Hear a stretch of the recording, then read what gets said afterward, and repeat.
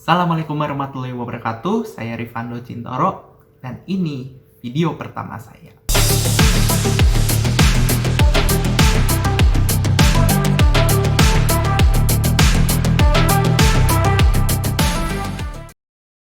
Pemikiran ekonomi Islam itu sendiri lahir pada masa kejayaan Islam itu sendiri, yaitu dari abad ke-7 sampai abad ke-13. Pada masa itu ilmu pengetahuan masih belum berkembang, jadi yang menjadi ilmu rujukan pada masa itu Al-Quran dan hadis.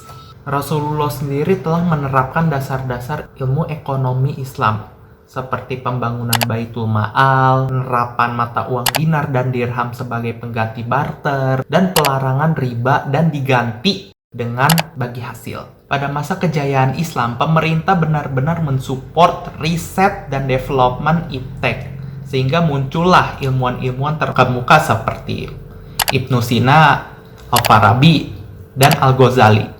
Bahkan kota-kota besar pada masa itu seperti Baghdad, Kairo, dan Cordoba menjadi pusat dari ilmu filsafat, kedokteran, sains, hingga ilmu sosial. Di saat yang sama justru Eropa tenggelam dalam era kegelapan. Era kegelapan sendiri dimulai semenjak Kekaisaran Romawi hancur.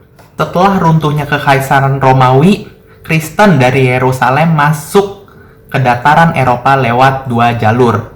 Yang pertama lewat Roma, yang kedua lewat Konstantinopel. Ajaran Kristen di Roma melahirkan agama Katolik Roma, sedangkan di Konstantinopel melahirkan agama Kristen Ortodoks. Karena penduduk dataran Eropa yang terpolarisasi dari dua agama tersebut, terjadilah Perang Salib.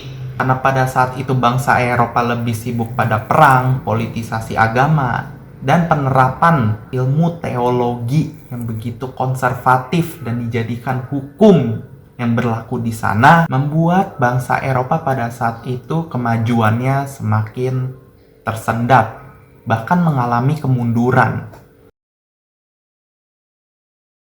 Akhir dari keemasan era Islam berawal dari banyak invasi dari pihak eksternal.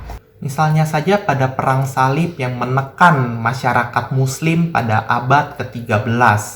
Tapi ancaman yang jauh lebih besar berasal dari Kekaisaran Mongol. Kekaisaran Mongol menguasai sebagian besar daratan Eurasia, termasuk Cina di timur, dan kekhalifahan Islam di barat. Penghancuran Baghdad dan Bait al-Hikmah oleh Hulagu Khan pada 1258 Masehi merupakan akhir zaman dari keemasan Islam.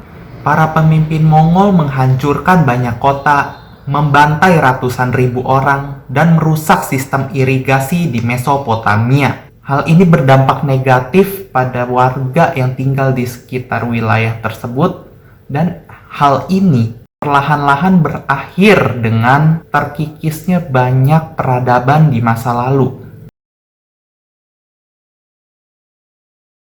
Ironisnya, ekonomi Islam yang diterapkan pada zaman sekarang itu referensinya berasal dari ilmuwan zaman keemasan Islam 10 abad yang lalu.